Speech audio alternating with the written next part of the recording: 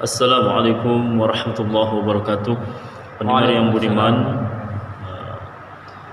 pada kesempatan ini kami akan memaparkan tentang pernikahan sirih secara online di tengah terjadinya wabah pandemi COVID-19, yang mana pernikahan sirih ini adalah terjadi berbagai polemik. Ada sebahagian ulama yang membolehkan, ada yang tidak membolehkan pernikahan sirih ini. Nah, untuk itu kami akan tanyakan kepada narasumber pada kesempatan ini, yaitu saudara kami Kiai Haji Ahmad Jalili, untuk memaparkan bagaimana nikah secara siri di tengah terjadinya COVID atau musibah COVID-19 ini. Untuk itu langsung saja kita persilahkan kepada saudara kami Kiai Haji Ahmad Jalili untuk memaparkannya. Kepadanya dipersilahkan. Baik, terima kasih atas waktunya. Bismillah, walhamdulillah, wassalatu wassalamu ala rasulillah, la haula wa la quwwata illa billahil aliyil azim, wa ba'du. Memang menarik nih jika kita membahas bicara tentang pernikahan, menarik. Karena kalau ditanya secara otak, rasanya tidak ada orang nggak mau nikah. Semuanya ingin nikah. Karena memang itulah perintah syariah. Dan Al-Quran Allah katakan wa'ankihul ayyama minkum. Apa artinya? Nikahkan orang-orang yang jomblo, ya. Yang lajang di antara kalian, perintah adalah menikah.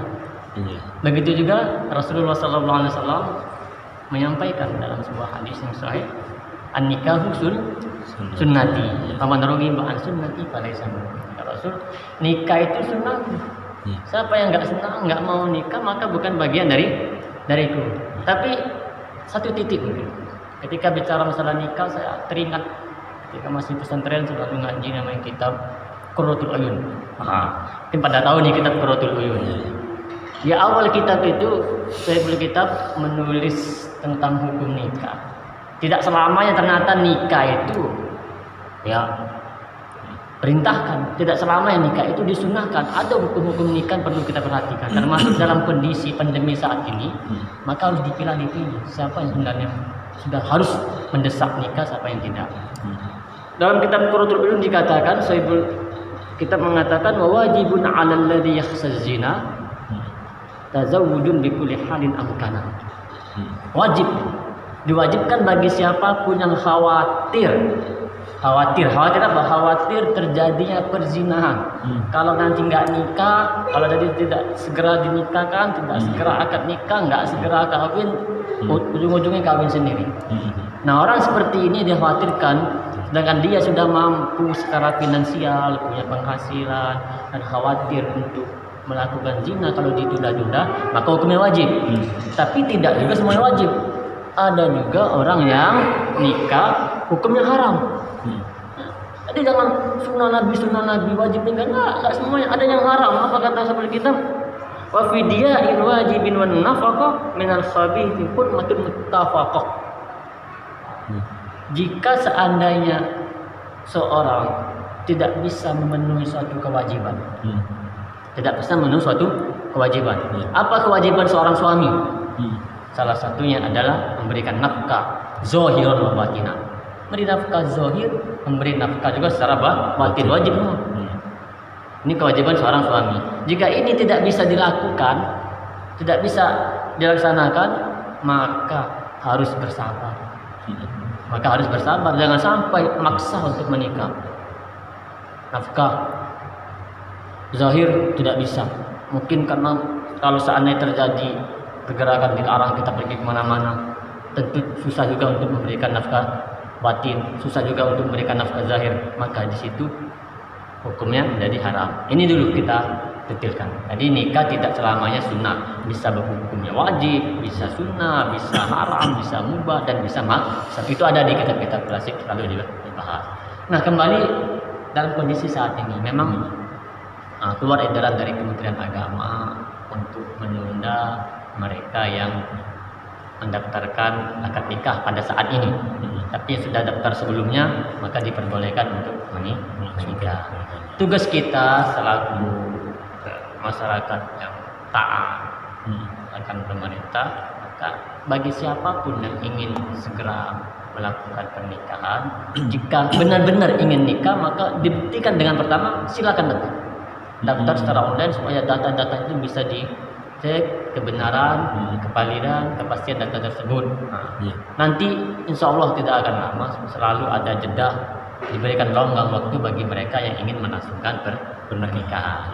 Ini itu tetap kita harus sabar. Terlebih kalau kita mau mengkaji masalah nikah online dan lain sebagainya, memang jadi disampaikan banyak para pendapat ulama tentang apa itu hukum nikah secara online. Ada yang membolehkan, tentu ada juga yang melarang. Sebenarnya simpel bagi kita selaku umat. Apalagi saat ini Majelis Ulama Indonesia belum mengeluarkan fatwa untuk bolehnya menikah secara online, maka itulah yang kita ikuti. Jika ada pendapat, ini kaidah semua dalam satu agama harus kita pegang kaidah ini. Ketika ada suatu pendapat, ada yang membolehkan dan ada yang melarang, maka cara kita dalam beragama, ambillah pendapat yang paling berat, ambillah pendapat yang paling susah. Kenapa demikian? Karena itu yang paling aman, itulah yang paling selamat. Contoh nih, ada yang boleh menikah online karena sah dalam syariat, tidak memenuhi rukun dan syaratnya. Tapi tetap tidak sah dalam segi kita bernegara. Bahkan ada yang melarang. Kenapa dilarang? Karena tidak ada makna ittihadul majlis dalam satu majlis. Maka untuk kehati-hatian kita dalam beragama, jangan sampai kita nekat untuk melakukan hal tersebut. Selain merugikan diri kita, merugikan keluarga kita juga, tentunya yang nikah secara siri tetap tidak bisa mendapatkan haknya dalam bernegara. Mungkin ini sedikit. Baik, berikut kalau memang begitu penjelasannya Bapak Kiai. Selanjutnya akan timbul lagi pertanyaan. Ini terus kalau seandainya terjadi pernikahan online secara siri ini, maka bagaimana pula statusnya? Baik itu dalam bernegara maupun dalam bermasyarakat, dan bagaimana pula dampaknya terhadap nanti seandainya bila mereka telah memiliki anak atau momongan. Baik. Begini, dalam kitab-kitab klasik, kitab-kitab ulama terdahulu jelas tidak mengatakan sah, tidak pernah mengesahkan secara online karena memang belum ada dibahas. Di pernikahan itu ada rukun yang perlu dipenuhi. Dalam kitab Kifayatul Akhyar dikatakan far'un yustaratu fi sihhati aqdin nikah huduru arba'. Syarat absahnya suatu pernikahan itu harus dihadiri oleh 4. Ini dihadiri, berarti menghadiri, namanya hadir itu ada dalam satu majelis. Siapa yang harus hadir? Waliyun, harus ada walinya. Wali wanita. Zaujun, harus ada suami. Baru sahidai. Dua saksi. Dua orang saksi. Ini yang 4 orang ini harus hadir. Ada yang menyaksikan 2 orang, ada wali dan ada calon mempelai. Ini yang harus ada dalam pernikahan, bisa dikatakan sah dalam agama. Plus ditambah dalam bernegara harus tercatat di pencatatan pernikahan di kantor urusan agama. Jika tidak tercatat, maka inilah yang dianggap pernikahan siri. Ini dalam Indonesia ada istilah siri, itu siri karena tidak tercatat di pengadilan, kalau di Kementerian Agama yang mengurusi kantor urusan agama. Ketika tidak tercatat, tentu dampaknya sangat. Kita saja mungkin ketika ingin kontrak rumah, selalu datang ke RT. Apa ditanya? Mana surat nikah? Tidak bisa surat nikah bawa tangan menjadi bukti. Itu hal yang simpel dalam tingkat RT mau kontrak rumah misalnya. Apalagi dalam urusan waris dan lain sebagainya. Ketika tidak tercatat, tentu anak itu tidak akan berhak dalam urusan waris. Maka ini juga sama saja tidak bisa memberikan hak anak. Ini menzolimi, banyak akan terzolimi. Maka alangkah baiknya pada saat ini jangan sampai kita memaksakan diri. Tentu Kementerian Agama, para ulama sudah berusaha mencari solusi bagaimana cara yang terbaik dalam melakukan pernikahan. Maka bersabar, siapapun yang ingin menikah pada saat ini silakan mendaftar, tidak ada larang, terbuka. Tapi dalam kondisi mungkin perlu di saat ada seorang yang kondisi darurat tadi, kondisi yang wajib, bisa pintu KUA selalu terbuka untuk mereka berkonsultasi bagaimana kondisinya pada saat itu. Kalau memang sudah mendesak tidak bisa lagi menghindari pernikahan, bisa disampaikan pada KUA di kecamatan masing-masing untuk minta dispensasi diperbolehkannya nih nikah. Silakan paparkan argumentasi yang kuat. Kira demikian. Dan tidak terlalu, jangan juga diperlebar, jangan juga tersempit. Al-amru idza daqa tas'a. Kalau sempit perluas, kalau perluas jangan dipersempit. Tapi kalau dibuka nanti diperbolehkannya nikah secara online, takut kebablasan. Semuanya mau online. Ujung-ujungnya tidak terkontrol. Maka saya yakin inilah antara hikmah kenapa masih tidak diperbolehkannya secara online untuk menjaga hal tersebut. Hanya saja dalam kondisi mungkin ada yang tidak bisa ditahan lagi, tidak kuat lagi, yang mungkin bisa itu menyampaikan pada kantor urusan agama sedang. Selanjutnya, bagaimana peran keluarga terhadap calon pengantin ini bagi mereka yang telah mungkin bersiap mengadakan persiapan yang matang sehingga adanya musibah ini atau wabah ini. Iya. Bagaimana peran keluarga ya? Baik, memang menarik.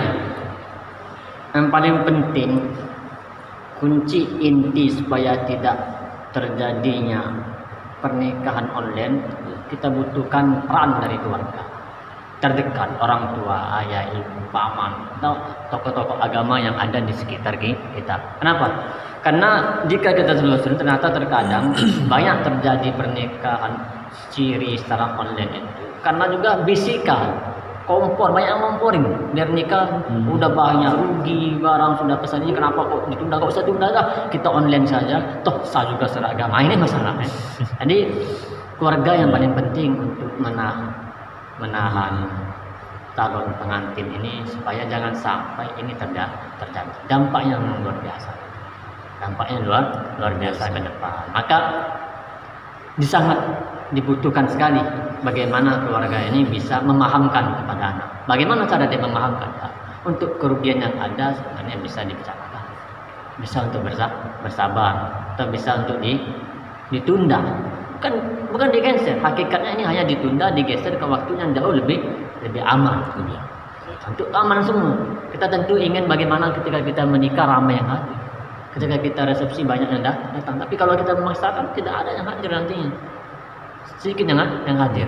Maka peran keluarga ini jangan sampai memanasi, jangan sampai mengompori, justru memberi kesabaran dan ketabahan. Bagi yang tidak tahan juga Rasulullah SAW memberikan solusi.